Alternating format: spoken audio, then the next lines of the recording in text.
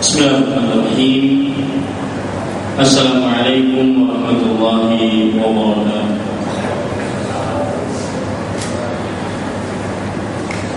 Innal hamdalillah nahmaduhu wa nasta'inuhu wa nastaghfiruh wa na'udzu billahi min shururi anfusina wa sayyiati a'malina. Man yahdihillahu fala mudilla lahu wa man yudlil fala hadiya lahu. Wa asyhadu an la ilaha illallah wahdahu la syarika lahu wa asyhadu anna Muhammadan 'abduhu wa rasuluh. Ya ayyuhalladzina amanu taqullaha haqqa tuqatih wa la tamutunna illa wa antum muslimun. Ya ayyuhan nasu taqu rabbakum alladzi khalaqakum min nafsin wahidah wa khalaqa minha zawjaha wa batha minhuma rijalan katsiran wa nisaa'a wattaqullaha alladzi tasaaluna bihi wal arham innallaha kana 'alaykum raqiba. Ya ayyuhalladzina amanu taqullaha wa qulu qawlan sadida yuslih lakum a'malakum wa yaghfir lakum dhunubakum wa man yuti'illaha wa rasulahu faqad faza fawzan 'azima. Amma ba'du. Wahai orang-orang yang beriman, bertakwalah kepada Allah Subhanahu wa taala dengan sebenar-benar takwa, dan berkatalah dengan perkataan yang baik, maka niscaya Allah Subhanahu wa taala akan membaikkan perbuatan kita, mengampuni dosa-dosa kita. Barang siapa yang bertakwa kepada Allah dan Rasul-Nya, maka sungguh dia telah mendapatkan kemenangan yang sangat besar. Amma ba'du, fa inna asdaqal hadiits kitabullah wa khairal hadi hadi Muhammadin sallallahu alaihi wa ala alihi wasallam wa syarrul umuri muhdatsatuha wa kullu muhdatsatin bid'ah wa kullu bid'atin dhalalah wa kullu dhalalatin finnar. Alhamdulillah, kita bersyukur pada Allah Subhanahu wa taala pada hari ini, hari Rabu malam tanggal 19 Jumadal Ula 1433 Hijriah, kita kembali ditakdirkan oleh Allah Subhanahu wa taala untuk duduk di dalam sebuah majelis ilmu syar'i di dalam salah satu rumah dari rumah Allah Subhanahu wa taala. Salawat dan salam semoga selalu Allah berikan kepada Nabi kita Muhammad sallallahu alaihi wa alihi wasallam, pada keluarga beliau, para sahabat serta orang-orang yang mengikuti beliau sampai hari kiamat kelak. Bapak Ibu, saudara-saudara yang dimuliakan oleh Allah Subhanahu wa taala, saya berdoa dengan nama-nama Allah yang husna dan sifat-sifat yang mulia, semoga apa yang kita lakukan sekarang termasuk amal ibadah yang ikhlas dan diterima oleh Allah Subhanahu wa taala, dan akhirnya kita mendapatkan ilmu yang bermanfaat serta bisa mengamalkan apa yang telah kita ilmui. Allahumma amin. Allah Subhanahu wa taala berfirman di dalam surat Al-An'am ayat 153, wa anna hadza sirati mustaqiman fattabi'u wa la tattabi'us subula fatafarraqa bikum 'an sabilihi dzalikum wasaqum bihi la'allakum tattaqun. Artinya, dan ketahuilah sesungguhnya jalanku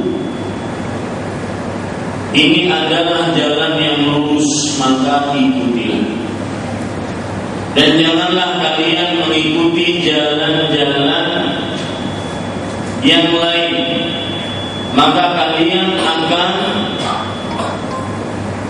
terpecah, terpisah dari jalannya Allah Subhanahu wa ta'ala.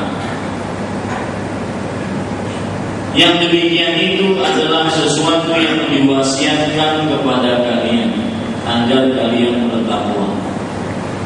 Ayat ini surat Al-An'am ayat 153 menyebutkan kepada kita bahwa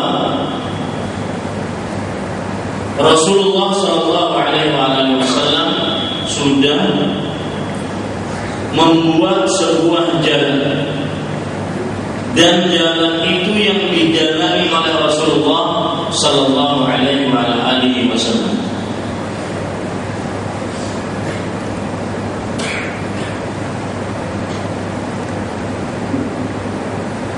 Jalan itu yang dijalani oleh Rasulullah SAW.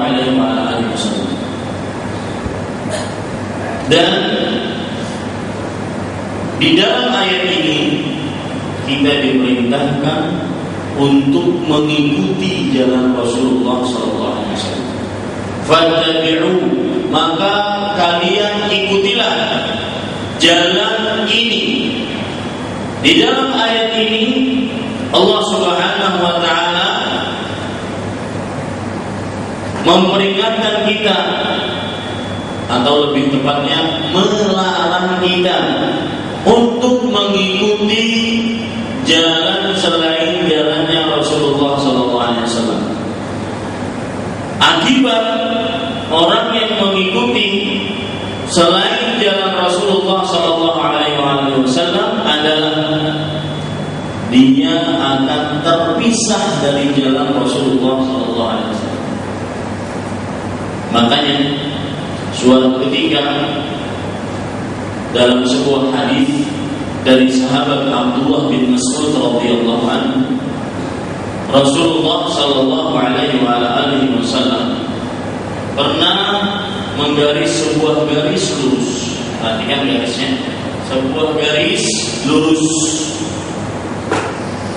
Kemudian beliau mengatakan, "Hadhihi sabilullah." Ini adalah jalannya Allah. Kemudian kata Abdullah bin Mas'ud radhiyallahu anhu yang meriwayatkan hadis ini, wa qadda an yaminihi khututan wa an shimalihi khututan. Maka Rasulullah SAW setelah itu menggaris di samping kanan dari garis lurus tadi beberapa garis, dan di samping kiri beberapa garis. Lalu Rasulullah SAW mengatakan, hadhihi subul, itu jalan-jalan. Yang garis samping kanan samping kiri tadi jalan-jalan. Ala kulli sabilin syaitanun yad'u ilaiha. Di setiap jalan tersebut ada setan yang menyeru, memanggil kepada jalan-jalan tersebut. Kemudian beliau membaca ayat dari surat Al-An'am ayat berapa? 153. Wa anna hadza sirati mustaqiman. Ini adalah jalanku yang lurus, fattabi'u, ikutilah.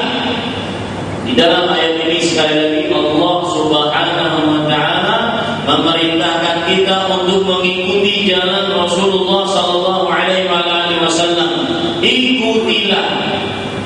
Dan jangan kalian mengikuti jalan-jalan yang tadi, yang samping kanan, samping kiri. Di setiap jalan ada siapa?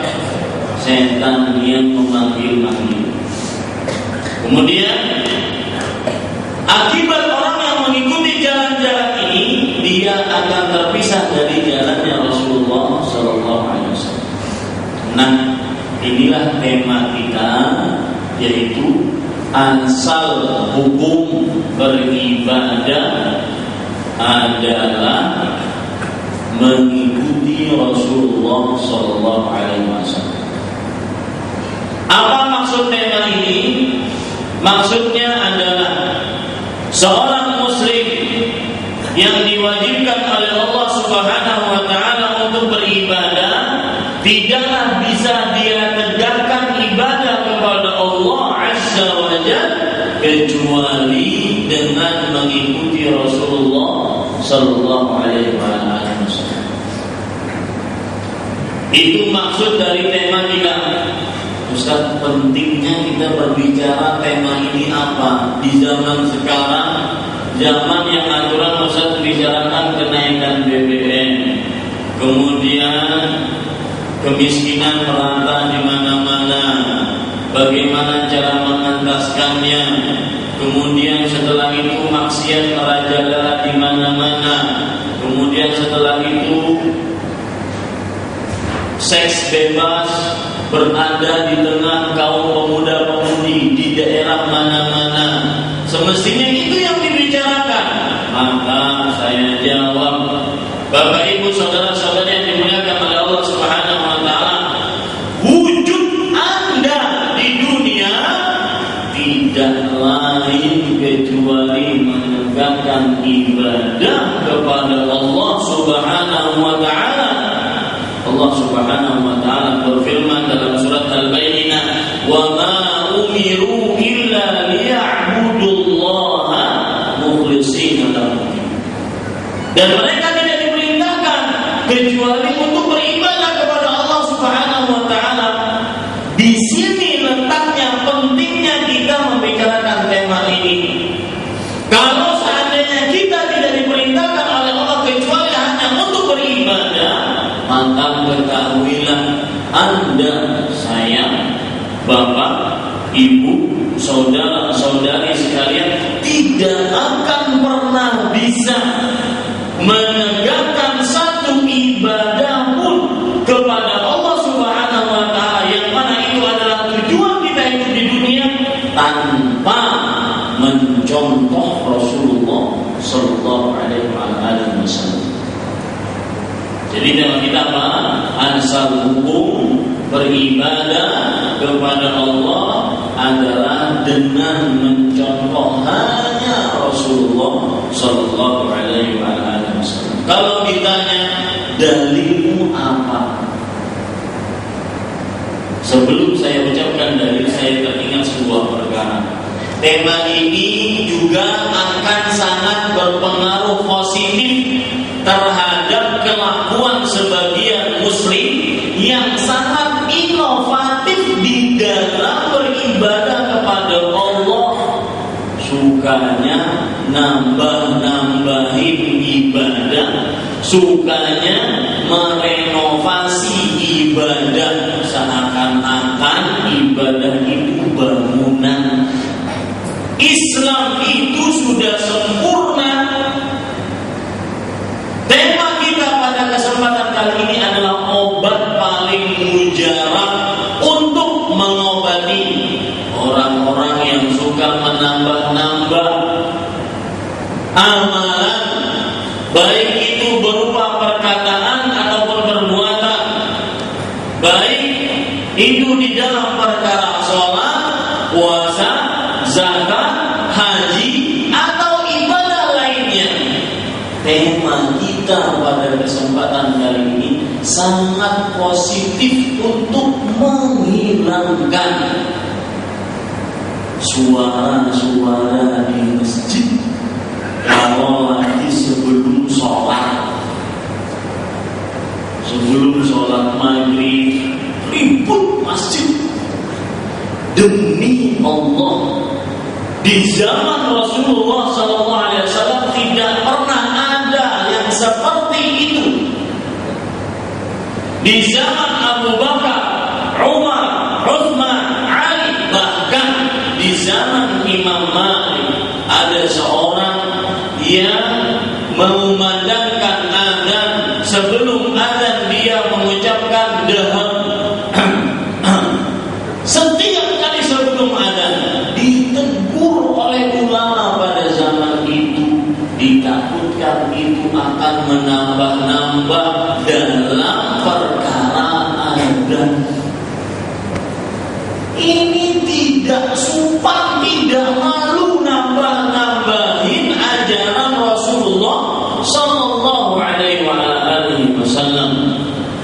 Maka tema pada kesempatan kali ini, asal hukum dalam beribadah adalah hanya mencontoh Rasulullah SAW, sangat berbentuk positif terhadap perkara-perkara yang tidak ada dasarnya dari Rasulullah SAW.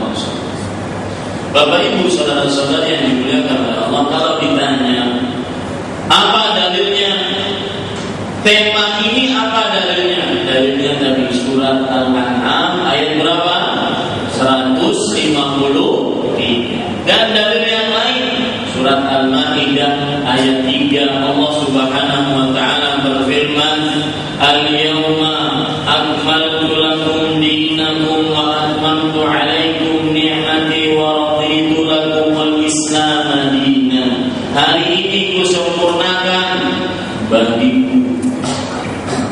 kusempurnakan bagi kalian agama kalian, dan kusempurnakan atas kalian nikmatku, dan kuridhai bagi kalian Islam sebagai agama. Imam Ibnu Katsir rahimahullah ketika menafsiri ayat ini, beliau mengomentari dengan komentar yang sangat luar biasa. Kata beliau, "Hadhihi min akbari ni'amillahi 'azza wa jalla." Ini ayat termasuk ayat yang paling besar dari nikmat-nikmat Allah Subhanahu wa taala. Haitsu akmala lahu ta'ala dinahu, yang mana Allah Subhanahu wa taala telah menyempurnakan bagi umat Islam agama mereka. Fala yahtajuna ila dinin ghairina dinihim, maka mereka tidak membutuhkan agama selain agama Islam.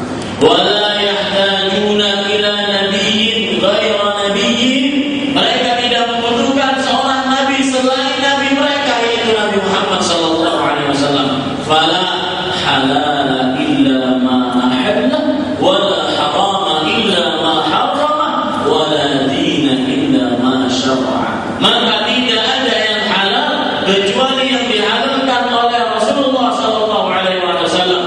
Tidak ada yang haram kecuali yang beliau haramkan. Tidak ada agama, cara beribadah kecuali yang diajarkan oleh beliau sallallahu alaihi wasallam. Kita sekarang ingin menyelami tema kita cuma itu, ya, yaitu asal hukum beribadah adalah dengan mencontoh hanya Rasulullah sallallahu alaihi wasallam. Itu tema kita, itu inti kajian kita. Selesai sudah. Assalamualaikum. Tapi yang ulun akan sebutkan sekarang adalah apa? Contoh-contoh bahwasanya ibadah tidak akan bisa tegak kecuali dengan mencontoh hanya Rasulullah SAW. Yang pertama, hadis riwayat Imam Bukhari. Nabi Muhammad SAW bersabda, "Shallu kama ra'aitumuni usalli." Shallu kama ra'aitumuni usalli. Artinya, salatlah kalian sebagaimana kalian telah melihat aku sholat. Hadis ini ceritanya, kan Bapak sering dengar dari ustaz-ustaz, sholatlah kalian sebagaimana kalian telah melihat aku sholat. Sering dengar ini. Cerita aslinya bagaimana? Dalam riwayat Bukhari, Malik bin Al-Huwairits radhiyallahu anhu bercerita, "Ataina Rasulullah sallallahu alaihi wa alihi wasallam wa nahnu syababan mutaqaribun fa aqamna 'indahu 20 yawman wa laylah." Kata Malik bin Al-Huwairits, kami pernah mendatangi Rasulullah sallallahu alaihi wa alihi wasallam. Ketika itu kami masih muda, umur kami rata-rata sama. Lalu kami bermalam di rumah Rasulullah sallallahu alaihi wasallam sebanyak 20 hari dan 20 malam. Kata Malik bin Al-Huwairits radhiyallahu anhu, "Wa kana Rasulullah sallallahu alaihi wasallam rahiman rafiqan صديقا فلما ظن أن قد اشتهينا أهلنا أو قد اشتقنا سألنا عمن تركنا بعدنا فأخبرنا. Dan kata Malik bin Huwairits, Rasulullah sallallahu alaihi wasallam adalah seorang yang sangat mengasihi, seorang yang sangat lembut.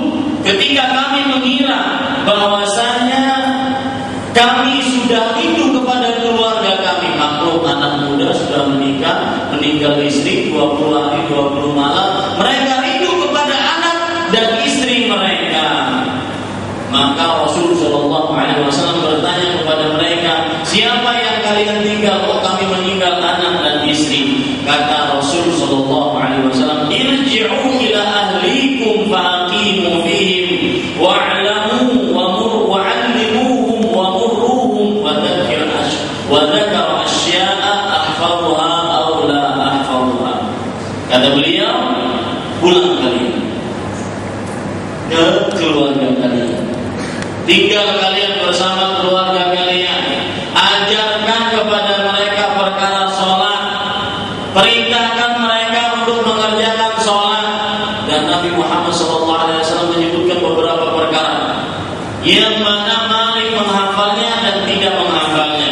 Kemudian kata Rasulullah SAW, wasallu kama ra'aitumuni usalli, dan sholatlah kalian sebagaimana kalian telah melihat aku sholat. Hadis ini menunjukkan dengan jelas bahwasanya seseorang tidak akan bisa mengerjakan sholat kecuali dengan mencontoh hanya Rasulullah sallallahu alaihi wasallam. Dalil yang lain, hadis riwayat Imam Muslim, Abu Dawud dan Nasai dan yang lainnya, bahwa Rasulullah sallallahu alaihi wasallam bersabda, "Khudhu anni manasikakum." Ambil dariku tata cara kalian menunaikan ibadah haji. Di dalam riwayat Muslim, Rasulullah sallallahu alaihi wasallam bersabda, hadis ini diriwayatkan oleh Jabir radhiyallahu anhu, beliau bercerita, "Ra'aitu an-nabiy sallallahu alaihi wasallam yarmi 'ala rahilati yawm an-nahr." Aku pernah melihat Nabi Muhammad sallallahu alaihi wasallam, beliau melontar di atas onta, melontar jumrah. Kemudian pada waktu itu beliau bersabda, "Lida'khudhu manasikakum." Hendaknya kalian mengambil dariku tata cara kalian menunaikan ibadah haji. Ini perkataan Nabi Muhammad SAW seluruhnya menunjukkan kepada perintah. Yang pertama, hulu, ambillah dariku manasik-manasik haji kalian. Artinya apa? Jika kalian ingin menunaikan ibadah haji, maka tunaikan ibadah haji dengan hanya mencontoh Rasulullah sallallahu alaihi wasallam.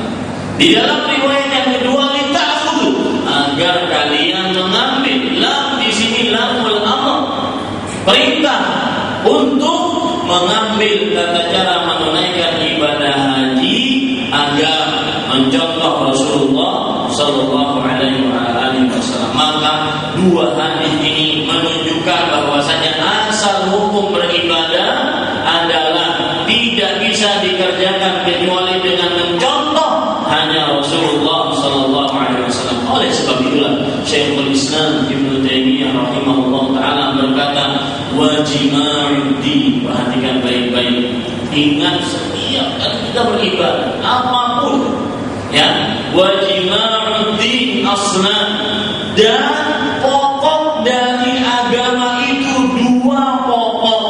Yang pertama, alla yu'bada illallah wa la na'budu illa bima syara'a, la na'budu bil bid'ah.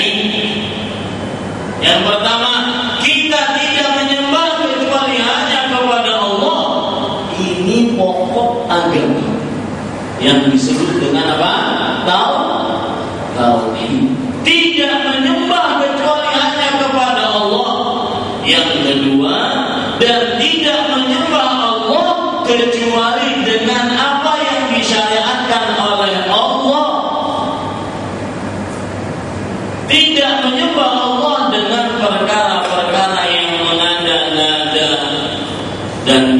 terdapat di dalam surat Al-Kahfi ayat terakhir, yaitu di ayat yang ke-155 kalau tidak salah surat Al-Kahfi. Allah Subhanahu wa taala berfirman, "Faman kana yarju liqa'a rabbih falyamal 'amalan shalihan wa la yusyrik bi ibadati rabbih ahada." Siapa yang berharap bertemu dengan Allah, maksudnya masuk surga, maka hendaklah dia beramal saleh. Amalan tidak dikatakan saleh kecuali ketika mencontoh Rasulullah SAW dan tidak mensyirikkan Allah dengan seorang pun di dalam beribadah kepada Allah Subhanahu wa taala. Dan ingat, dua pokok inilah realisasi dari syahadat kita. Asyhadu an la ilaha illallah. Realisasinya kita tidak beribadah kecuali kepada Allah. Asyhadu anna Muhammadan Rasulullah. Realisasinya tidak beribadah kepada Allah kecuali dengan mencontoh siapa? Hanya Rasulullah sallallahu alaihi wasallam. 110 ya, surat Al-Kahfi 110. Ayat terakhir 110. Baik Bapak Ibu saudara-saudari yang dimuliakan oleh Allah Subhanahu wa taala, perhatikan sekarang di dalam ibadah kita sekali lagi mencontoh hanya Rasulullah sallallahu alaihi wasallam. Ini didapati dan dipelajari, diyakini oleh para sahabat Nabi. Sampai ketika Nabi sudah meninggal, mereka tidak berani beribadah kecuali dengan mencontoh hanya Rasulullah SAW.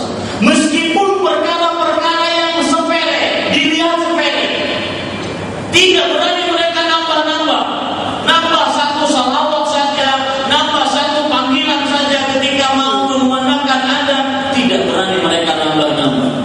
Demi Allah, Pak, saya heran kadang-kadang, kok ada orang itu suatu ribut sekali. Coba perhatikan hadis Rasulullah SAW. Idza qumta ila shalah fa asbiril wudu. Jika engkau ingin mengerjakan salat maka sempurnakanlah wudu. Tsumma staqbilil qiblah. Kemudian hadapkanlah dirimu ke kiblat. Fakabbir. Kemudian setelah itu bertakbir. Ada enggak bacaan yang lain? Pulang berbulan setengah jam sih belum takbiratul ihramnya lagi. Alhamdulillah, datang dari mana? Kenapa dipadahi? Kepada sini pinanya bacaan pembaik kero. Pinanya, agamanya pinanya, subhanallah. Ya. Coba perhatikan, itu kami sangat jelas. Agama Islam itu mudah, Pak. Kenapa? Karena agama Islam itu lintas agama, lintas alam. Bahkan saya ingin katakan lintas manusia, bahkan lintas alam. Lintas manusia, mau orang yang di Banjar, orang Indonesia atau di Afrika, kalau mendengar ajaran Rasulullah SAW harus mengikuti ajaran Rasulullah SAW.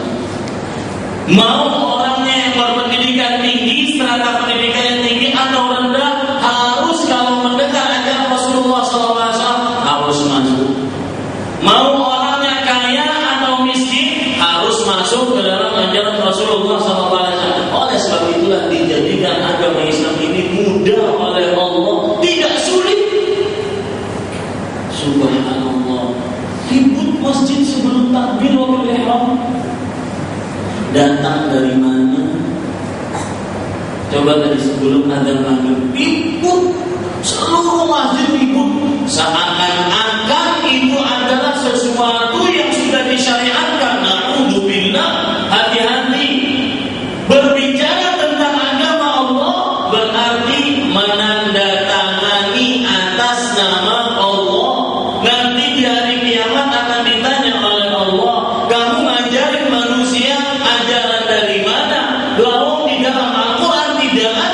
di dalam sunnah Rasulullah SAW tidak ada.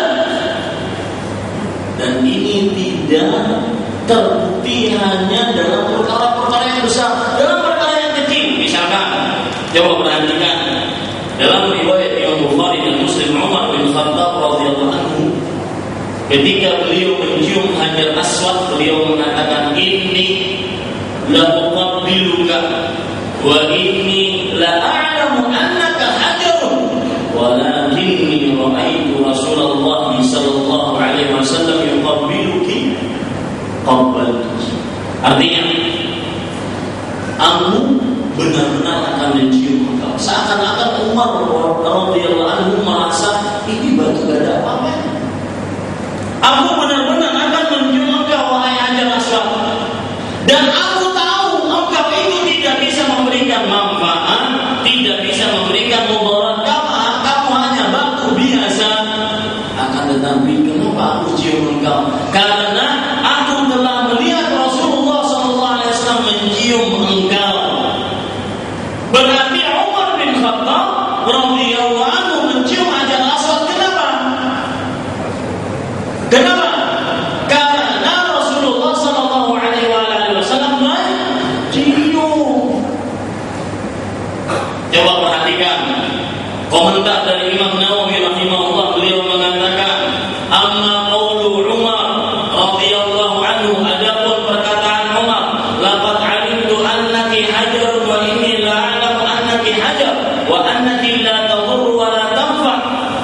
Sungguh aku telah mengetahui bahwasanya kamu adalah batu biasa, dan aku sangat mengetahui kamu itu batu biasa, dan kamu sesungguhnya tidak bisa memberikan manfaat, mudarat. Perhatikan yang mau umrohan mencium Hajar Aswad, mengetahui, meyakini bahwasanya dia tidak bisa memberikan manfaat atau mudarat.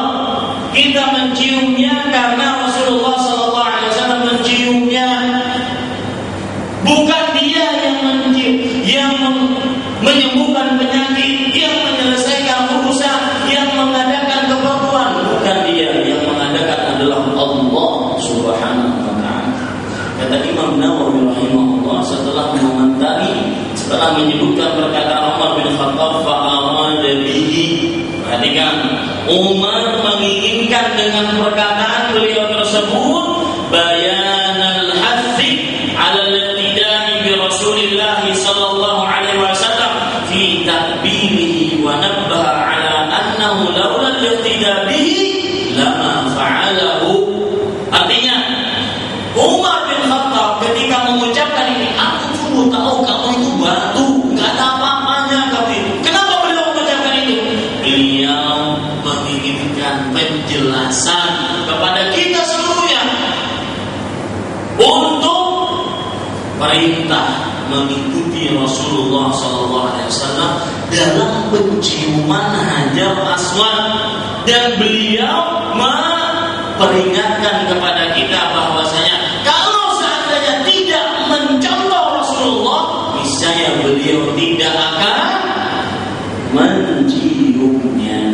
Demikian pula kita, kalau seandainya tidak ada contoh dari Rasulullah, maka tidak perlu kita kerjakan. Ada perkataan yang sangat menarik dari Syekhul Islam Ibnu Taimiyah rahimahullah ta'ala, mencarikan perkataan yang sangat menarik dari Syekhul Islam Ibnu Taimiyah rahimahullah ta'ala tentang ittiba. Ini agar kita tahu bahwasanya ibadah itu tidak sembarangan. Ya, agar kita tahu bahwasanya ibadah itu tidak sembarangan. Coba perhatikan Imam Ibnu Taimiyah rahimahullah ta'ala berkata, perhatikan baik-baik, jangan sampai tertipu dengan banyaknya orang yang mengerjakan. Karena kita tidak akan ditanya oleh Allah, kenapa kamu tidak mengikuti orang banyak? Perhatikan baik-baik kata beliau, ulama Islam abad ke-9 Hijriah, Ahmad bin Abdul Halim Al-Harrani, dalam kitab Majmu'ul Fatawa, fal hajar al-hadar, berhati-hatilah ayyuha rajul, wahai manusia, min an takraha syai'an mimma jaa bihi Rasul sallallahu alaihi wasallam, membenci, berhati-hati dari membenci benci. Ini pesan beliau yang pertama. Au ta'uddahu li ajli hawaka. Pesan beliau yang kedua, atau menolak Rasulullah SAW disebabkan hawa nafsumu. Ini pesan beliau yang ketiga. Au intisaran li madhhabika, atau menolak sunnah Rasulullah SAW karena pembelaan terhadap madhabmu. Au li syaikhika, atau karena gurumu. Hati-hati. Ketiga, seseorang disodorkan sunnah Rasulullah SAW, kebetulan sunnah ini bertentangan dengan gurunya, tuan gurunya, habibnya, ustadznya, kiainya, maka hati-hati, kata beliau. Menolak sunnah Rasulullah SAW gara-gara gurumu. Au li'adri istighralika bisyahwat au bid dunya, atau menolak sunnah Rasulullah SAW gara-gara kesibukanmu dengan syahwat dunia. Hati-hati 4 perkara ini. Kenapa? Ini sebabnya. Fa inna Allah lam yujib ala ahadin ta'ata ahadin illa ta'ata rasulih. Karena Allah Subhanahu wa ta'ala tidak mewajibkan, perhatikan ini baik-baik, Allah tidak mewajibkan seseorang taat kepada seorang lain kecuali ketaatan kepada Rasulullah sallallahu alaihi wasallam. Kita itu tidak boleh taat kepada orang lain kecuali ketaatan kepada Rasulullah sallallahu alaihi wasallam. Tidak, Allah tidak mewajibkan kita.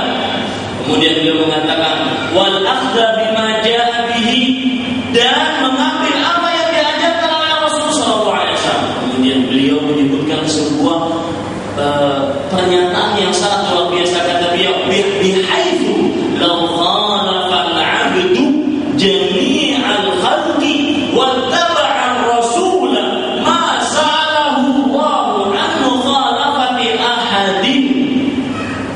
Yang mana, kata beliau, perhatikan baik-baik, yang mana kalau seandainya ada seorang manusia, saya, misalkan saya, menyelisih seluruh makhluk di dunia, tetapi dia mengikuti Rasulullah SAW, maka Allah tidak akan menanyai saya, dia hamba tersebut, kenapa engkau menyelisih seluruh makhluk? Apa? Paham gak?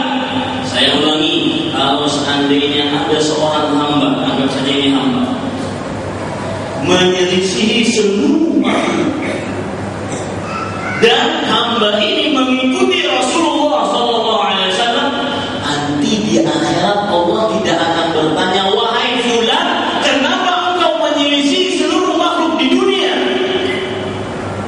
Tapi yang akan ditanya oleh Allah, kenapa engkau tidak mengikuti siapa? Rasulullah. Jadi tidak usah takutan, Pak, dijauhi orang kampung gara-gara ingin mengerjakan sunnah. Karena memang begitu, kalau seandainya kita menyelisih seluruh makhluk, tetapi kita mengikuti Rasulullah, di hari kiamat Pak selamat. Yang kada selamat hari kiamat adalah yang mengikuti seluruh makhluk, takutan mengikuti melawan arus. Demi Allah, Pak Ulun berjanji kalau Ulun sudah menetap di Banjar, saya akan baca itu kitab Sabilul Muhtadin dari awal sampai akhir, tanpa kita sembunyi-sembunyikan, tanpa kita takutan melawan arus. Karena itu salah satu kitab yang mengajarkan kepada sunnah Rasulullah Sallallahu Alaihi Wasallam. Meskipun kita harus perlu koreksi juga hadis-hadis yang ada di dalam. Ini Bapak Ibu saudara-saudari yang dimuliakan oleh Allah Subhanahu wa taala, ya, perkataan yang sangat luar biasa. Kemudian kata beliau terakhir, fa inna man yuti'u aw yuta' inna ma yuta'u taba'an lirrasul. Sesungguhnya seseorang yang taat ditaati, Ya, seseorang yang ditaati sesungguhnya dia ditaati kenapa? Karena dia mengikuti Rasulullah. Artinya apa? Saya sebagai seorang murid dari Ustaz ini, saya akan mengikuti Ustaz ini kalau Ustaz ini mengikuti siapa? Rasulullah. Saya sebagai murid dari tuan guru ini, tuan guru ini saya ikuti kenapa? Karena mengikuti. Kalau beliau tidak mengikuti Rasulullah, maka saya langsung ambil jalur utama, langsung mengikuti Rasulullah. Tugas kita cuma ngikutin. Ya, ini Bapak Ibu saudara-saudari yang dimuliakan oleh Allah Subhanahu wa taala. Coba perhatikan sekarang. Ya, ini ada dulu. Silakan. Ya. Bapak Ibu saudara-saudari yang dimuliakan oleh Allah Subhanahu wa taala.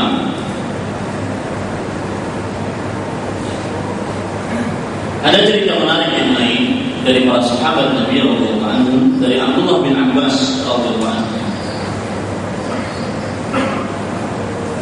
bahwa Abdullah bin Abbas tawafa ma'al Muawiyah, pernah tawaf bersama Muawiyah radhiyallahu anhu.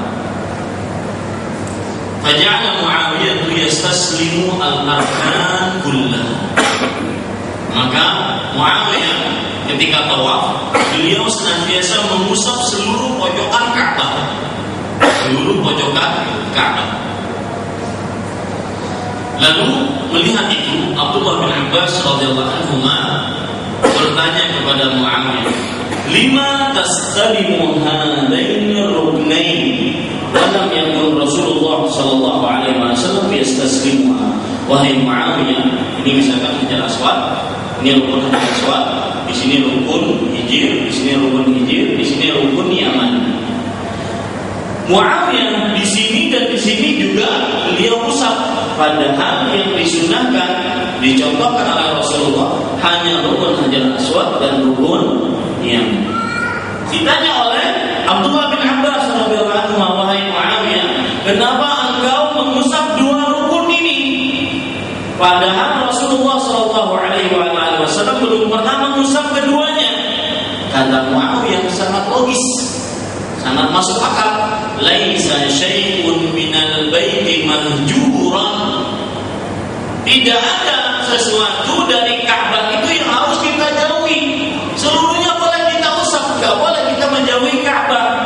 Kata Abdullah bin Abbas radhiyallahu anhuma, "Laqad kana lakum fi Rasulillahi uswatun hasanah." Beliau membaca ayat, "Sungguh telah nampak pada diri Rasulullah SAW suri tauladan yang baik." Mendengar Abdullah bin Abbas radhiyallahu anhu membaca ayat tadi, Muawiyah langsung sadar. Kemudian beliau mengatakan, "Shadaqta." Artinya apa? Engkau telah benar wahai Abdullah bin Abbas. Coba mencontoh Rasulullah SAW. Meskipun itu dianggap baik dan dari yang dikemukakan oleh Muawiyah radhiyallahu anhu sangat masuk akal.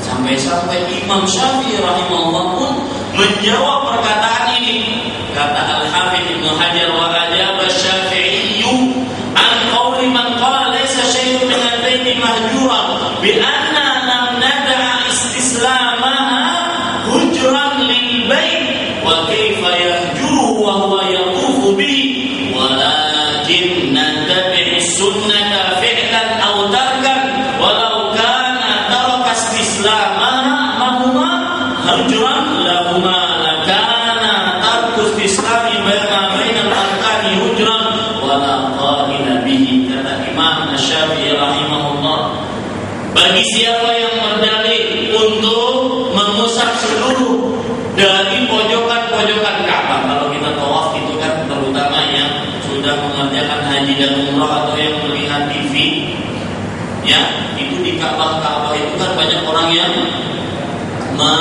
meletakkan badannya di Ka'bah, bukan hanya di Hajar Aswad dan rukun Yamani, tetapi di seluruh bagian Ka'bah. Kata Imam Asy-Syafi'i rahimahullah, siapa yang berdalil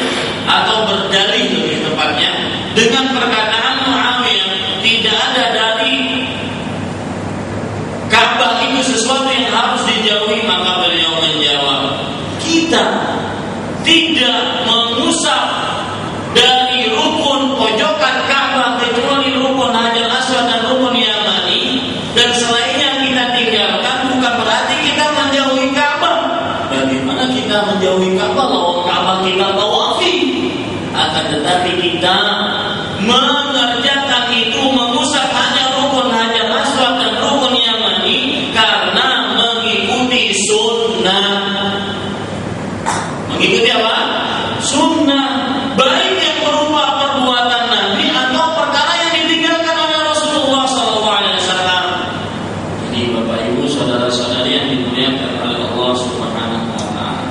Kemudian ada perkara yang menarik lagi dalam sebuah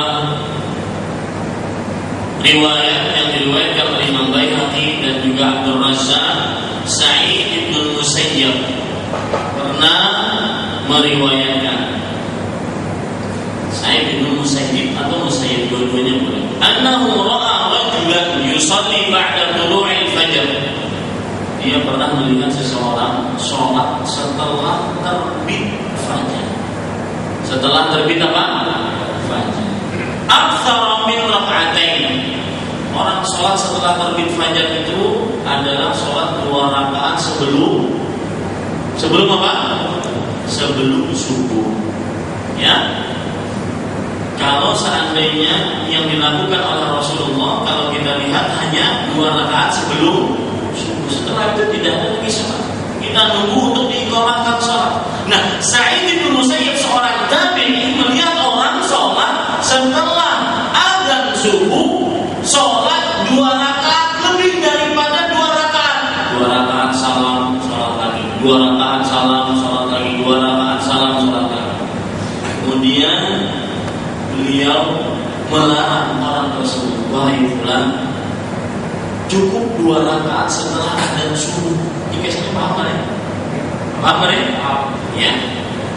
Lalu kata orang tersebut setelah dilarang oleh si Sa'id, ya Aba Muhammad, yu'adzibunillahu 'ala shalah. Wahai Abu Muhammad, wahai Sa'id, apakah Allah akan menyiksa saya gara-gara saya sholat ini?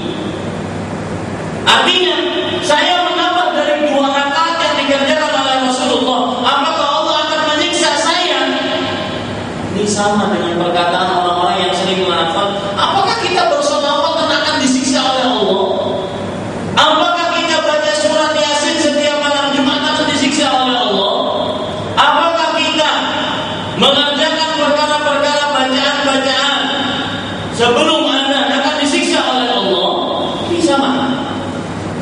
Orang ini bertanya kepada Sa'id yang melarang dia sholat 2 rakaat setelah azan, sholat terus-terusan lebih daripada 2 rakaat setelah azan. Orang ini mengatakan, wahai Sa'id, wahai Abu Muhammad, panggilannya Abu Muhammad, apakah Allah akan menyiksa saya, menghukum saya gara-gara saya sholat lebih daripada 2 rakaat? Kata Sa'id, perhatikan jawaban yang sangat luar biasa. Lah, kamu tidak akan disiksa oleh Allah gara-gara kamu sholat 2 rakaat. Walakin yu'adzibuka 'ala khilafis sunnah. Tetapi Allah akan menyiksa engkau gara-gara engkau tidak sesuai dengan sunnah. Jadi Bapak Ibu saudara-saudari yang dimuliakan oleh Allah Subhanahu wa taala, kalau seseorang ingin beribadah, contohlah Rasulullah sallallahu alaihi wasallam. Terakhir, cerita yang terakhir yang ingin saya sebutkan yaitu diriwayatkan oleh Ibnul Arabi. Ibnul Arabi itu ulama dari mazhab Maliki Ahlus Sunnah. Kalau Ibnu Arabi tanpa alif lam itu ulama tasawuf yang mengatakan saya adalah Rabb dan dia adalah saya. Ya. Lalu siapa yang harus beribadah kalau begini? Nah ini itu Ibnu Arabi. Yang ini kita katakan Ibnul Arabi. Ibnul Arabi bercerita dari Zubair Ibnu Bakar Pernah suatu ketika Imam Malik bin Anas didatangi oleh seseorang yang ingin berihram, ingin mengerjakan haji atau umrah. Orang ini bertanya kepada Imam Malik, "Ya Aba Abdillah, min aina uhrim?" Wahai Imam Malik, dari mana aku berihram? Kata Imam Malik, "Min Dzul Hulaifah, min haitsu ahram Rasulullah sallallahu alaihi wasallam." Kamu berihram dari Dzul Hulaifah, atau disebut oleh orang awam Bir Ali, yang mana Rasulullah sallallahu alaihi wasallam berihram di situ. Kata orang ini, "Inni uridu an uhrima minal masjid." Aku ingin berihram dari Masjid Nabawi. Ya, kalau kita letakkan peta, ini Masjid Nabawi, ini ihram, ini Mekah. Ya, orang ini tempat mikot, bukan ihram, ini mikot, ini Mekah. Orang ini ingin berihram bukan di sini, bukan di mikot, tetapi di mana? Di Masjid Nabawi. Kira-kira Masjid Nabawi lebih mulia daripada mikot apa tidak? Hah? Lebih mulia. Tidak ada yang meragukan itu lebih mulia. Tetapi untuk perkara ihram tempatnya di mana? Di mikot. Makanya kata Imam Malik bin Anas rahimahullah ta'ala, ketika mendengar orang ini langsung mengatakan, "La taf'al, jangan kamu kerjakan." Orang ini masih ngeyel. Kata dia, "Fa inni uridu an uhrim minal masjid min 'indil qabr." Wahai Imam Malik, aku ingin berihram dari Masjid Nabawi di samping kuburan Nabi Muhammad SAW. Lebih lagi, ya, lebih lagi kata Imam Malik, "La taf'al fa inni akhsha 'alaika al-fitnah." Kata Imam Malik, jangan kamu kerjakan, aku takut kamu terkena sesuatu yang membahayakan.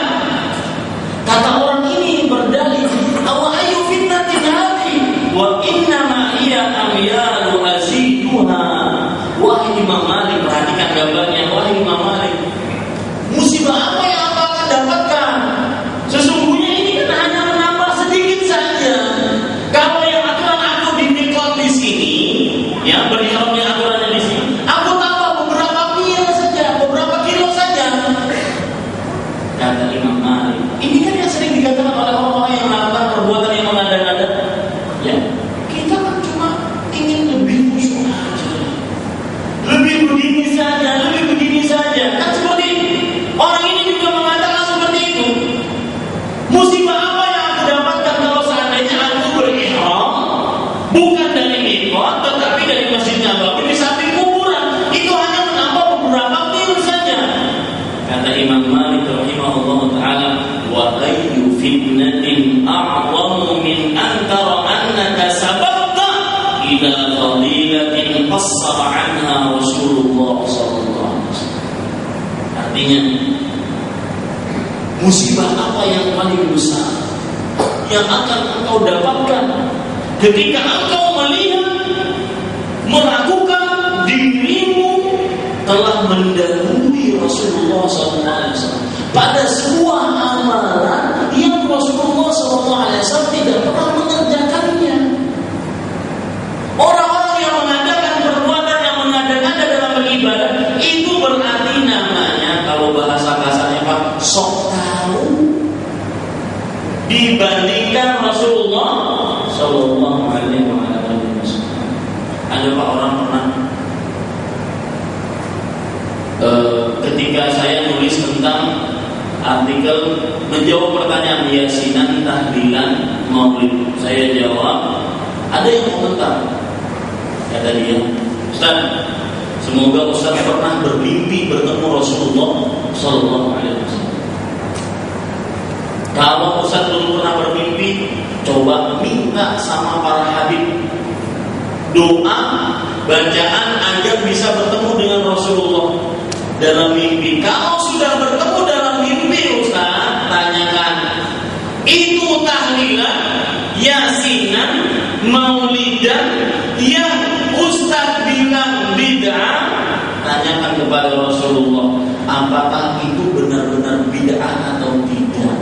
Tolong ya Ustaz, mimpikan Rasulullah. Kristen. Saya jawab, Pak, kalau saya bertemu dengan benar-benar Rasulullah, 100% beliau, bukan orang lain. Karena Rasulullah SAW memang bersabda, "Man ra'ani faqad ra'ani fa inna syaitana la yatamatsalu bi." Siapa yang pernah melihatku dalam mimpi, maka sungguh dia benar-benar melihatku, karena syaitan tidak pernah menyerupakan dirinya denganku. Kalau saya bilang, kalau saya pernah bertemu benar-benar dengan Rasulullah, saya yakin tanpa ada keraguan di dalamnya 100%, itu amalan yang sudah saya katakan bid'ah, pasti juga Rasulullah SAW mengatakannya bid'ah. Buktinya apa? Habis itu tak lagi dia. Buktinya apa? Lalu selama 23 tahun Nabi Muhammad SAW mempunyai kesempatan. Tidak ada yang menghalangi beliau mengerjakan kesempatan tersebut untuk tahlilan, maulid dan yasinan. Sampai akhir hayat beliau selama 23 tahun menjadi Nabi dan Rasul mempunyai kesempatan, tidak ada penghalang. Sampai akhir hayat beliau tidak beliau kerjakan. Itu menunjukkan tidak disyariatkan. Yang apabila dikerjakan di zaman sekarang menjadi perbuatan yang mengada-ngada. Bisa dipahami, Pak? Ini Bapak Ibu saudara-saudari, makanya Imam Malik tadi mengatakan, wa ayyu fitnatin a'zam min antara annaka sabaqta ila fadilatin qassara anha Rasulullah.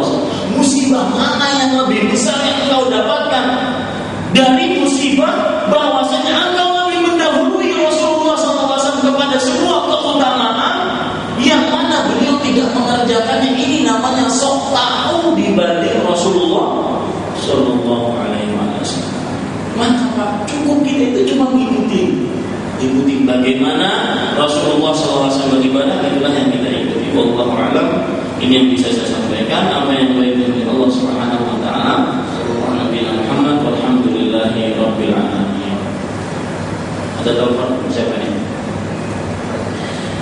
Pertanyaan pertama, tolong jelaskan hadis tentang Rasulullah SAW bersabda, siapa saja yang membuat tradisi yang baik dalam Islam maka baginya pahala, dan bagi orang-orang yang mengerjakan setelahnya tanpa kurang sedikit pun, dan siapa saja yang membuat tradisi yang buruk dalam Islam maka baginya dosa, dan bagi orang-orang yang mengerjakan setelahnya tanpa kurang sedikit pun. Hadis riwayat Muslim. Dengan hadis ini ada yang mengatakan sahabat berbuat sesuatu yang baru, yaitu membukukan Al-Quran, dan sahabat Umar menambah bilangan salat tarawih. Tolong jelaskan. Pertama, hadis ini Bapak silahkan kunjungi website saya www.dakwahsunnah.com. Di situ ada buku saya, judulnya Setiap Bid'ah Itu Sesat. Setiap bid'ah itu sesat, dan dia dalam bentuk e-book, jadi bisa di-download, bisa disebarkan.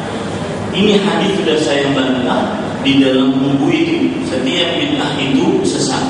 Dan di dalam ayat ini ada beberapa, di dalam hadis ini ada beberapa bantah. Pertama, asal cerita dari hadis ini, ceritanya bagaimana? Suatu ketika Rasulullah SAW ingin berperang, karena tidak ada biaya dan butuh perang itu butuh biaya. Akhirnya ada orang yang bawa sedekah, satu orang. Lalu setelah itu banyak yang mengikuti. Dari satu orang ini banyak yang mengikuti. Kedua, setelah itu kata Rasulullah SAW, siapa yang membuat tradisi yang baik? Artinya apa? Orang yang pertama tadi mencontohkan perkara sedekah. Dalam syariat Islam sedekah dianjurkan enggak? Dianjurkan, disyariatkan. Lalu diikuti oleh sahabat-sahabat yang lain. Itu maksud dari hadis ini. Ini jawaban yang pertama. Jawaban yang kedua, kalau dia berdalil, itu kan asal cerita. Yang penting kan dalilnya ada, bahwasanya siapa yang membuat perkara yang baik dan siapa buat perkara yang buruk. Berarti di sini namanya ada bid'ah hasanah, ada bid'ah sayyi'ah, dhalalah. Maka kita jawab, perhatikan baik-baik jawabannya. Kalau seandainya yang disebutkan oleh Rasulullah SAW, man sanna sunnatan hasanah, siapa yang membuat sunnah yang baik. Sunnah yang baik. Sunnah yang baik di sini adalah yang diajarkan oleh Rasulullah SAW. Sekarang yang Anda kerjakan itu tidak diajarkan oleh Rasulullah. Bagaimana dikatakan man sanna sunnatan hasanah? Itu tidak dikerjakan oleh Rasulullah. Paham nggak? Ya, kan hadisnya berbunyi seperti yang dituliskan dalam siapa saja yang membuat tradisi yang baik. Maksud daripada tradisi yang baik itu adalah sunnah Rasulullah SAW. Sekarang yang diperbuat oleh contoh saja yasinan, tahlilan, maulidan, kemudian bacaan sebelum adzan, bacaan setelah adzan, ya, Astaghfirullah Rabbal Baraya, atau apa saja bacaan-bacaan sebelum adzan dan setelah adzan, ya, ini apakah disebut dengan sunnah yang baik? Kapan disebut sunnah yang baik? Ketika mencontoh Rasul, berarti bukan sunnah yang baik. Nah, kalau sudah kita jawab itu, maka kita jawab pertanyaannya membukukan Al-Quran. Pertama, Allah Subhanahu wa Ta'ala telah meridhai para sahabat secara umum, dan tidak mungkin Allah meridhai suatu kaum ketika mereka bersepakat atas sebuah kesesatan. Wasabiquna al-awwalun minal muhajirin wal ansar walladzina tabauhum bi ihsanin radhiyallahu anhum wa radu anhu. Orang-orang generasi dari kaum muhajirin dan ansar, mereka dan orang yang mengikuti mereka dengan baik, mereka diridhoi oleh Allah dan mereka ridho kepada Allah. Allah meridhoi mereka ketika mereka bersepakat untuk sebuah perbuatan, yaitu membukukan Al-Quran menjadi satu mushaf. Ini bukan berarti perkara yang baru, tetapi kesepakatan para sahabat. Dan Nabi Muhammad SAW bersabda, la tajtami'u ummati ala dhalalah. Umatku tidak akan pernah bersepakat di atas sebuah kesesatan. Nah sekarang yasinan kesepakatan siapa? Kesepakatan Aipian.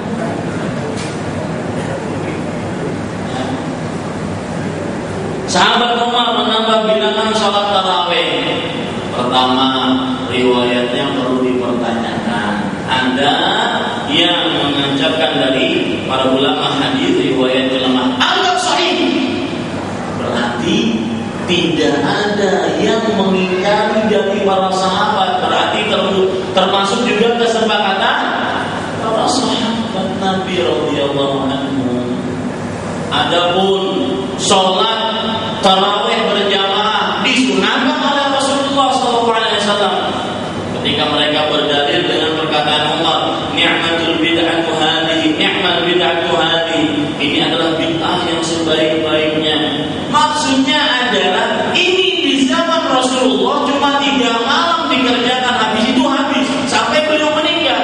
Di zaman Abu Bakar tidak dikerjakan seperti itu. Di awal pemerintahan Umar tidak dikerjakan, di pertengahan baru dikerjakan. Makanya Umar mengatakan ini adalah perbuatan yang baru, yang paling baik. Baru maksudnya apa? Baru bukan berarti asalnya tidak ada dijadikan ada, tidak, tetapi baru dikembangkan, dihidupkan kembali. Dan sekarang contoh Pak, saya ingin contoh bid'ah yang baik itu bagaimana? Coba contohkan. Ada yang ingin contohkan bid'ah yang baik? Kalau menurut saya bid'ah yang baik itu contohnya adzan sebelum sholat tarawih. Ada yang mau? Adzan sebelum sholat tarawih? Menurut saya baik, menurut Bapak nggak baik. Berarti standarisasi kebaikan dari mana? Inilah makanya Bapak Ibu saudara sekalian, dari Sabang sampai Merauke cara tahlilan itu beda-beda. Syarat-syaratnya, rukun-rukunnya apa nggak ada yang sama. Karena memang nggak ada contohnya. Orang maulidan di Istiqlal, ya, atau di Gelora Bung Soekarno dengan maulidan di Masjid Syariful Muhtadi beda caranya. Ada yang Al-Fatihah dulu, ada yang sholawatan dulu, caranya beda.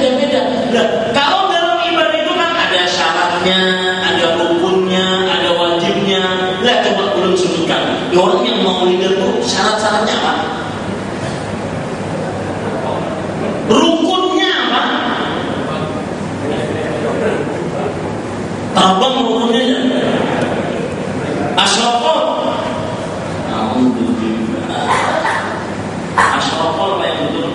Orang Banjar menyebutnya asrakal. Dari kata-kata syarak itu kan muncul terbit. Ya Ustaz, asyraqah apa artinya? Mengenai mencium hajar aswad kalau tidak bisa karena sangat padatnya dan usia sudah lanjut, apakah bisa diganti dengan melambaikan tangan? Hajar aswad bisa beberapa cara. Yang pertama dengan mencium dan mengusap. Ini paling utama, mencium dan mengusap. Yang kedua mencium saja. Yang ketiga mencium, mengusapkan tangan, kemudian tangannya diusap. Yang keempat mengusapkan sesuatu ke hajar aswad, kemudian mencium sesuatu tersebut. Yang kelima melambaikan tangan, memberikan isyarat. Apakah itu akidah qulubiyah? Nah, ada tahuannya seperti qulubiyah. Apa maksudnya uluhiyah boleh? Salah dengar sini. Kullabiyah. Hah? Kullabiyah. Kullabiyah. Oh, kullabiyah. Tapi Ya. main apa yang tak usah. Uluhiyah. Kullabiyah jami'ah, bagian dari jami'ah. Sini menyebutnya uluhiyah saja. Kullabiyah. Kalau seandainya akidah kullabiyah bukan pakai qaf tapi pakai kaf. Kullabiyah. Kullabiyah ini salah satu pecahan dari akidah orang-orang yang sesat di dalam perkara tauhid asma wa sifat, tauhid nama-nama dan sifat-sifat Allah Subhanahu wa taala. Di antara kesesatan mereka yaitu mereka meyakini seperti orang-orang Jahmiyah, ya, tapi pecahan yang paling rendah. Orang-orang Jahmiyah menyatakan Allah itu tidak di atas, tidak di bawah, tidak di luar, tidak di dalam, tidak di depan, tidak di belakang. Berarti, tidak ada. Berarti menyembah sesuatu yang tidak ada. Nah, kalau apakah tepatnya akidah kullabiyah mungkin bisa ditanyakan ke Ustaz saya nantinya. Saya tidak hadir tentang akidah kullabiyah sekarang. Apa maksud pernyataan orang awam tidak ada mazhabnya? Orang awam tidak ada mazhabnya maksudnya mengikuti orang alimnya. Ya, orang alimnya berkata apa, asalkan dengan dalil apa dia. Allah. Bagaimana hukum wanita bekerja sebagai guru mungkin ya? Nanti ya sebagai guru. Boleh seorang wanita boleh sebagai guru karena Aisyah dan sahabat-sahabat wanita yang lain mereka mengajarkan kepada para sahabat Nabi radhiyallahu anhu tentang agama Islam. Asalkan dengan catatan harus menjaga hukum-hukum Islam, di antaranya pakaiannya, kemudian setelah itu syariatnya, syariat tidak berjabat tangan, syariat tidak bercampur dengan laki-laki perempuan atau tidak berdua-duaan dengan laki-laki dan perempuan. Bolehkah berdoa bahasa Indonesia di dalam sujud terakhir sholat? Boleh bagi orang yang tidak bisa berdoa dengan bahasa Arab sama sekali. Ya, misalkan kalau ada orang mu'alaf baru masuk Islam, ya, si ini masuk Islam imbah maghrib, otomatis sholat isya sudah harus wajib. Padahal tidak bisa bacaan Arab sama sekali. Maka tetap wajib sholat dan diperbolehkan orang ini untuk memperbanyak berdoa dengan bahasa yang beliau bisa berdoa kepada Allah. Ada lagi pendapat yang mengatakan boleh berdoa dengan bahasa apa saja di dalam sujud. Mereka berdalil dengan sebuah hadis, wal yakhtar ma syaa minad du'a, dan hendaklah dia pilih sekehendak dari apa yang dia berdoa. Dan ini pendapatnya sebagian ulama dari ulama mazhab yang keempat. Tetapi wallahu a'lam, saya sering menjawab pertanyaan yang serupa dengan cara seperti ini. Berdoa di dalam sholat baik ketika berdiri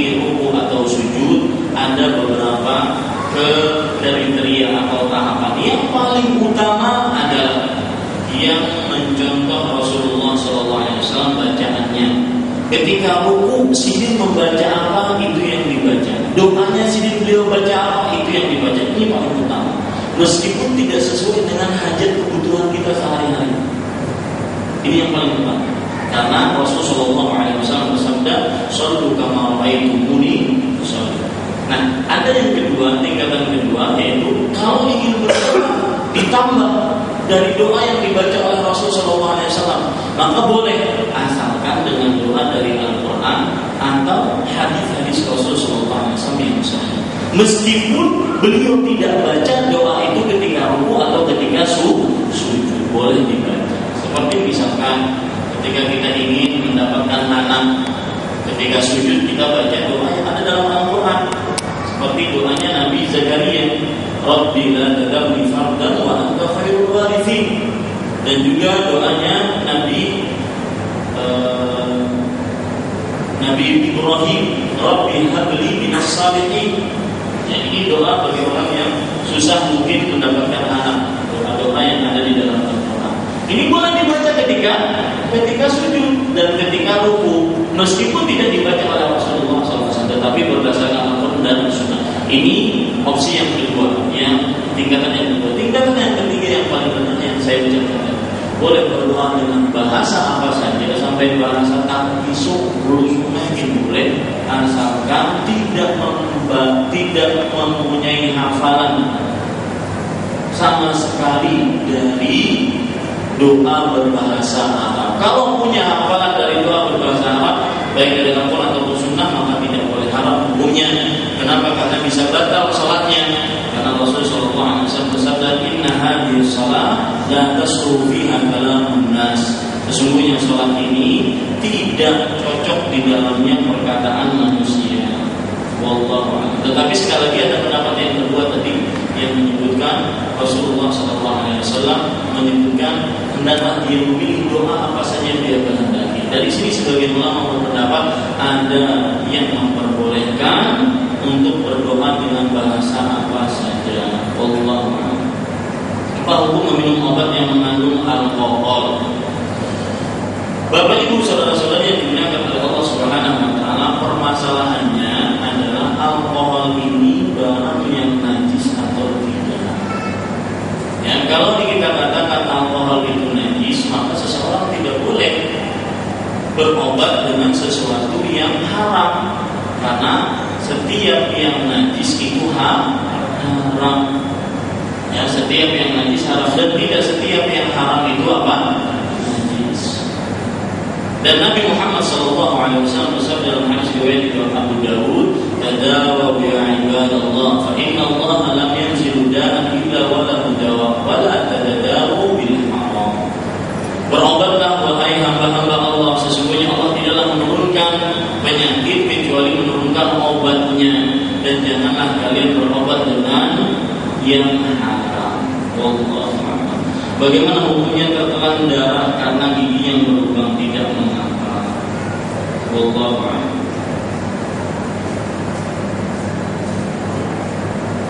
Bolehkah qabliyah subuh dikerjakan sesudah sholat subuh karena terlambat ke masjid? Boleh, tapi jangan terus-terusan. Ya, sekali seumur hidup boleh lah. Ya, mau sekali seminggu jangan. Ya, artinya maksud saya itu boleh kalau seandainya benar-benar terlambat. Dalilnya apa? Ada seorang sahabat dalam hadis riwayat Abu Dawud dari Qais bin Amr radhiyallahu anhu.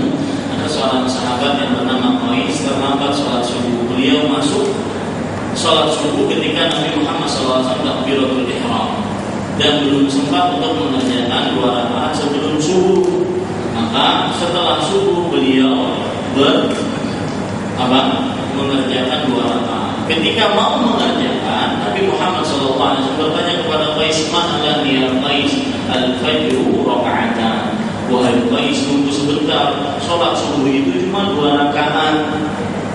Kenapa engkau tambah sekarang? Kata Qais, ini adalah sholat 2 rakaat yang saya kerjakan aturannya sebelum subuh, dan saya ganti karena 2 rakaat sebelum subuh belum saya kerjakan. Nabi Muhammad SAW dia menunjukkan persetujuan beliau.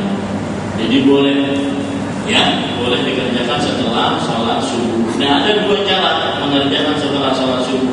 Setelah sholat subuh tepat boleh, ya. Yang kedua antara terbit matahari dengan sebelum masuk waktu zuhur, di waktu duha, boleh dua-duanya. Yang tidak boleh dikerjakan ketika pas terbit matahari.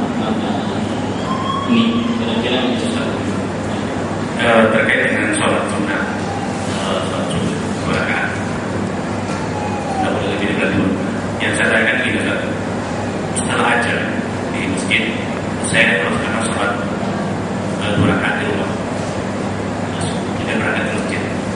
Sampai di masjid, saya sholat lagi 2 rakaat setelah selesai masjid. Apakah ini tidak bertentangan dengan hadis saya berjaya? Ya, tidak. Karena yang terjadi pada Sa'id bin Musayyib tadi adalah dia setelah 2 rakaat setelah subuh dan setelah azan subuh dia terus mengerjakan 2 rakaat lagi, 2 rakaat lagi, menunggu iqamah. Adapun yang antum kerjakan, bapak kerjakan tadi adalah mengerjakan 2 rakaat sebelum subuh di rumah, dan ini yang paling utama karena Rasulullah SAW bersabda, "Afdhalu sholatil mar'i fi baitihi ila al-maktubah." Seutama-utama sholat seseorang di rumahnya kecuali sholat yang wajib, ya, kecuali sholat yang wajib. Maka beliau mengerjakan 2 rakaat di rumah. Lalu setelah sampai di masjid, beliau harus sholat 2 rakaat tahiyatul masjid, ya, tahiyatul masjid. Maka ini boleh karena sholat tahiyatul masjid itu sholat yang dikarenakan masuk masjid, bukan berarti menambah 2 rakaat setelah adzan subuh atau setelah 2 rakaat qabliyah subuh.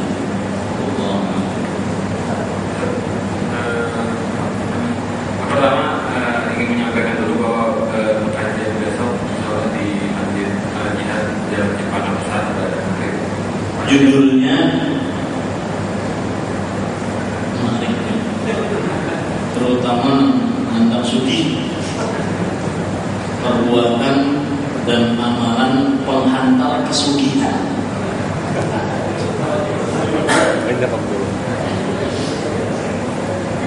Pertanyaan ingin memperjelas tadi bahwa tadi saya bilang bahwa kita boleh berdoa setiap sujud dan rukuk.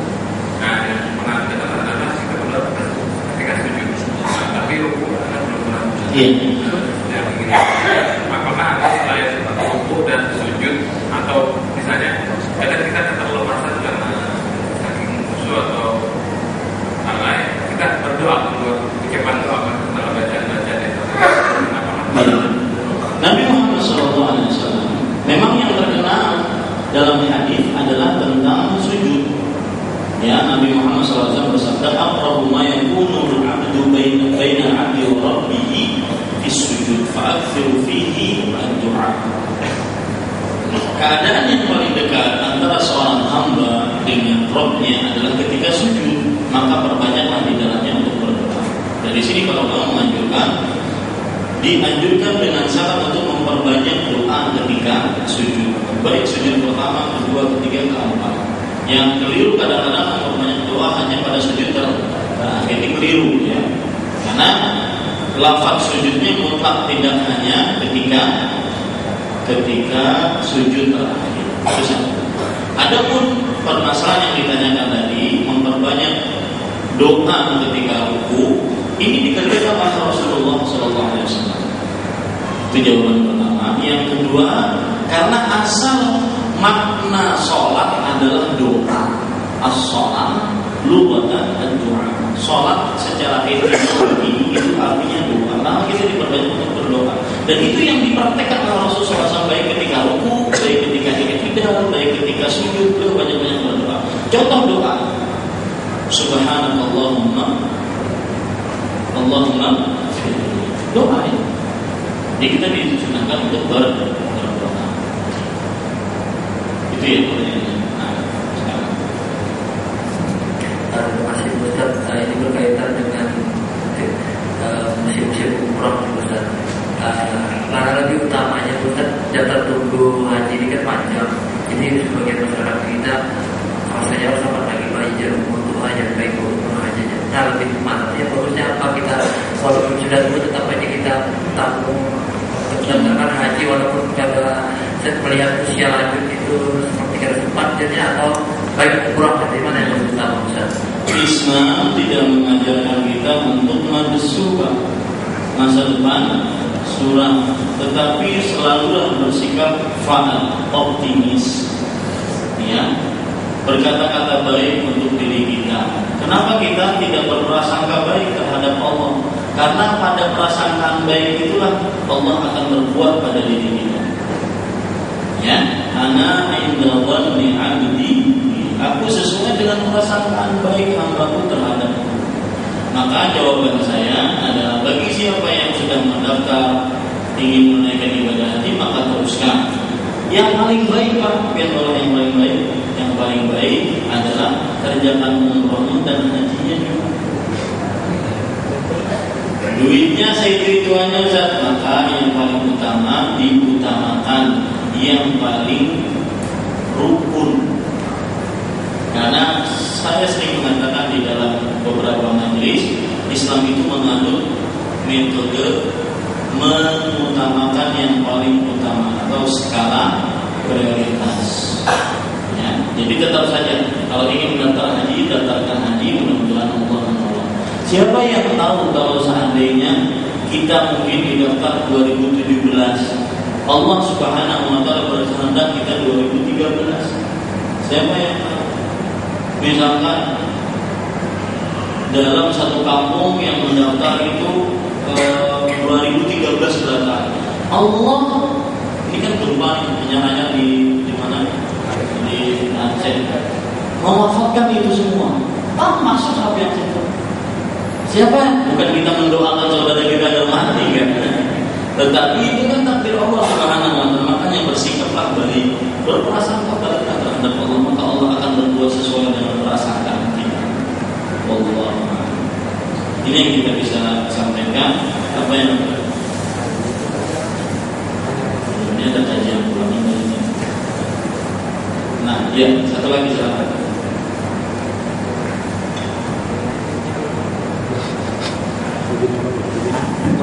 Itu sih Ustaz. Jadi mohon maaf pertanyaan kita pulang karena ada jemaah. Dalam sebenarnya pertanyaan pada saat kita lakukan banyak kemarin Pak Ustaz. Yang pertama kita meletakkan posisi kepala sima ini di mana? Ini terlihat. Jadi waktu kapan? Waktu kapan? Pada saat sholat jenazah. Kadang-kadang saya beberapa untuk laki-laki aja pria sebelah kiri, wanita kanan itu di dalam. Pada masalah tasbih sedikit itu bersama beliau. Di dalam satu tunas yang sebenarnya yang kedua ada keluarga berwasiat bahwa kalau saya terkapar jauh, saya kalau saya tinggal saya berwasiat saya jauh gitu, bagaimana punya Ya. Asal saya itu Ya. Yang pertama, tidak ada perbedaan dalam hukum lelaki dengan perempuan kecuali yang membedakannya adalah dalil. Itu harus kita pahami baik-baik. Ya, asal hukum antara tata cara ibadah lelaki dengan tata cara ibadah perempuan asal hukumnya sama. Nah, ini kita harus yakini, selama tidak ada dalil yang membedakan maka tidak boleh kita bedakan. Maka yang menjadi ukuran pada mayat lelaki adalah kepalanya berada di samping kanan imam. Samping kanan, dan tidak ada riwayatnya sepengetahuan saya yang membedakan antara letak kepala perempuan dengan kepala mayat lelaki. Itu pertama. Kemudian pertanyaan yang kedua yaitu wasiat dari seorang mayat. Wasiat dari seorang mayat bisa dikerjakan ketika tidak menyalahi syariat Islam. Ketika menyalahi syariat Islam maka tidak boleh dikerjakan seperti saya berwasiat agar dikuburkan di kota Madinah. Meninggalnya di Banjar, kuburan kota Madinah. Nah, ini namanya bertentangan dengan syariat Islam. Pertama, karena mengulur-ulur pengurusan jenazah. Dan ini tidak sesuai dengan sunnah Rasulullah SAW. Kalau seandainya Bapak tadi mengatakan misalkan sebuah daerah itu tidak bertentangan, tidak terlalu jauh, tidak mengakhirkan pengurusan jenazah, maka diperbolehkan. Selama tidak bertentangan dengan syariat Islam, maka diperbolehkan. Wallahu a'lam. Kita cukupkan dengan kafaratul majlis. Subhanallah. Alhamdulillah.